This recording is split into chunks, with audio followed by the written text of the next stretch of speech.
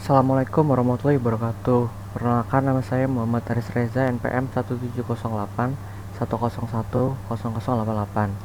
Di sini saya akan mempresentasikan tentang logika fusi. Logika fusi adalah suatu cara yang tepat untuk memetakan suatu ruang input ke dalam suatu ruang output. Fusi set pertama kali diperkenalkan oleh Profesor Lutfi Zadeh pada tahun 1965, orang Iran yang menjadi guru besar di University of California at Berkeley, dalam papernya yang monumental Fusi set. Ide dasar fusi set yang meliputi inclusion, union, intersection, complement, relation, dan convexity. Alasan memilih logika fusi dalam penerapan di berbagai bidang. Yang pertama, konsep logika fusi mudah dimengerti. Konsep matematis yang mendasari penalaran fusi sangat sederhana dan mudah dimengerti. Yang kedua, logika fusi sangat fleksibel dan didasarkan pada bahasa alami. Yang ketiga, logika fusi mampu memodelkan fungsi-fungsi non-linear yang sangat kompleks. Yang keempat, logika fusi memiliki toleransi terhadap data-data yang tidak tepat. Yang kelima, logika fusi dapat membangun dan mengaplikasikan pengalaman-pengalaman para pakar secara langsung tanpa harus melalui proses pelatihan. Yang terakhir, logika fusi dapat bekerja sama dengan teknik-teknik kendali secara konvensional. Himpunan fusi terbagi menjadi dua, yaitu Krip set dan fusi set. Krip set sendiri merupakan himpunan yang membedakan anggota dan non-anggotanya dengan batasan yang jelas, sedangkan yang fusi set merupakan dasar dari fusi logik. Suatu fusi set di dalam universe didefinisikan sebagai suatu fungsi keanggotaan yang memetakan setiap objek di universe menjadi suatu nilai real dalam interval 0 dan 1. Contoh himpunan fusi. Yang pertama, fusi set ya. Nilai keanggotaan suatu item X dalam suatu himpunan A yang sering ditulis dengan himpunan A memiliki kemungkinan, yaitu yang pertama 1, yang berarti bahwa suatu item menjadi anggota dalam suatu himpunan. Yang kedua 0, yang berarti bahwa suatu item tidak menjadi anggota dalam suatu himpunan. Misalnya, jika diketahui S mempunyai anggota himpunan 1, 2, 3, 4, 5, 6 adalah semesta pembicaraan. Semestanya 1 sampai 6 ya.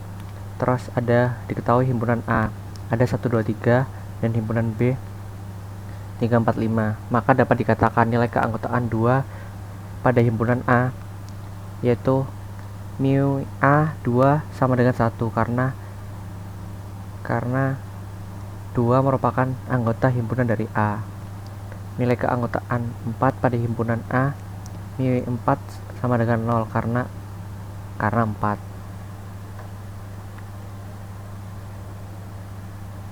Yang selanjutnya fusi set. Contoh dalam fusi set, misalkan X ada itu 5, 10, 20, 30, 40 sampai 80 adalah Krip set di universe dalam satuan tahun. Terus balita, dewasa, muda, dan tua adalah 4 fusi set yang merupakan subset dari X. Nah, ini bisa dilihat tabelnya. Nah, pada tabel tersebut terdapat 4 fusi set dengan anggota dan derajat keanggotaannya sebagai berikut: balita, dewasa, muda, dan tua. Nah, pada dewasa ada 20, 30, 40, 50, 60, 70, dan 80, di mana derajat keanggotaannya dinyatakan oleh keanggotaan dewasa yaitu 0,8, 1, 1, 1, 1. Dan itu dari mana? Itu dapat dilihat dewasa yang 20, nilai 20 itu berapa? 0,8. Terus yang selanjutnya 30 itu 1 dan seterusnya. Begitu pula dengan yang muda dan tua. Selanjutnya atribut himpunan fusi. Atribut himpunan fusi terbagi menjadi 2, linguistik dan numeris. Yang linguistik merupakan penamaan suatu grup yang mewakili suatu keadaan atau kondisi tertentu dengan menggunakan bahasa alami seperti muda, parubaya, tua, dan sebagainya. Sedangkan yang numeris yaitu suatu nilai atau angka yang menunjukkan ukuran dari suatu variabel seperti 40, 25, 30, dan sebagainya. Komponen sistem fusi. Komponen sistem fusi ada 4. Yang pertama, variabel fusi. Variabel fusi merupakan variabel yang hendak dibahas dalam suatu sistem fusi seperti umur, temperatur, dan sebagainya.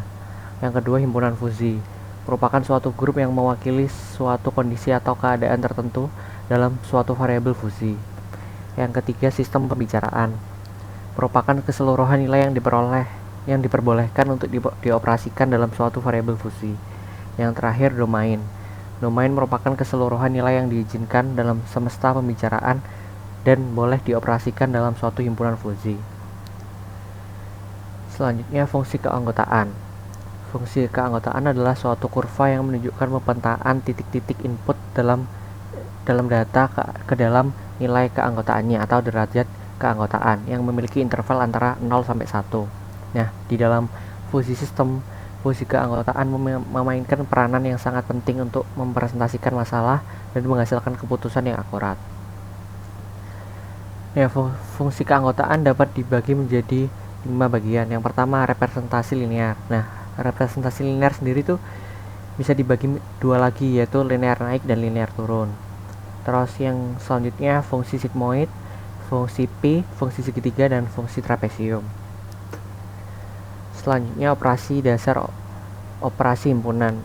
Operator dasar operasi himpunan. Operator dasar operasi himpunan ada 3. Operator AND, operator OR, dan operator NOT. Yang pertama, operator AND. Operator ini berhubungan dengan operasi interaksi pada himpunan. A predikat sebagai hasil operasi dengan operator N diperoleh mengambil nilai keanggotaan terkecil antar elemen pada himpunan-himpunan yang bersangkutan. Yang kedua, operator OR. Operator OR ini berhubungan dengan operasi union pada himpunan. A predikat sebagai hasil operasi dengan operator N diperoleh mengambil nilai keanggotaan terkecil antar elemen pada himpunan-himpunan yang bersangkutan. Yang ketiga, operator NOT. Operator ini berhubungan dengan operasi komplement himpunan. A predikat sebagai hasil operator dengan operator N yang mengambil nilai keanggotaan terkecil antar elemen pada himpunan-himpunan yang bersangkutan. Itu contohnya. Fungsi implikasi. Nah, bentuk umum aturan yang digunakan dalam fungsi implikasi adalah if X is A dan Y is B, dengan X dan Y adalah skalar, A dan B adalah himpunan fusi. Proposisi yang mengikuti if disebut antecedent, proposisi yang mengikuti then disebut konsekuen. Nah, metode aturan inferensi fusi ada 3. Yang pertama, metode Tsukamoto, metode Mamdani, metode Sugeno. Nah, ini kita bahas satu-satu. Yang pertama, metode Tsukamoto. Setiap konsekuen pada aturan yang berbentuk if then harus direpresentasikan dengan suatu himpunan fusi dengan fungsi keanggotaan yang monoton. Sebagai hasilnya, output hasil inferensi dari tiap-tiap aturan diberikan secara tegas berdasarkan A predikat. Hasil akhirnya diperoleh dengan menggunakan rata-rata terbobot. Yang kedua, ada metode Mamdani, sering dikenal dengan metode Max-Min. Metode ini diperkenalkan oleh Ibrahim Mamdani pada tahun 1975.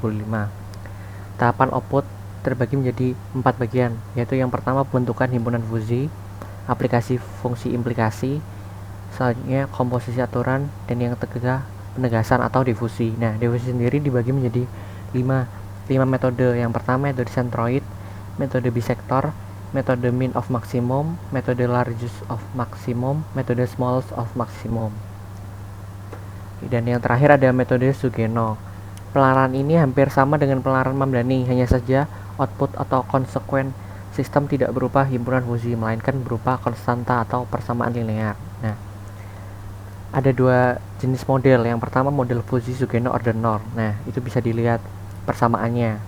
Jadi dengan A1 adalah himpunan fusi ke-1 sebagai antecedent, dan K itu adalah konstanta sebagai konsekuen. Dan yang kedua itu ada model fusi Sugeno order 1. Nah, itu bisa dilihat persamaannya. Dengan A1-nya itu himpunan fusi ke-1 sebagai antecedent, P1-nya adalah suatu konstanta ke-1, dan H-nya merupakan konstanta dalam konsekuen. Nah, sekian presentasi dari saya. Mohon maaf apabila ada salah kata. Wassalamualaikum warahmatullahi wabarakatuh.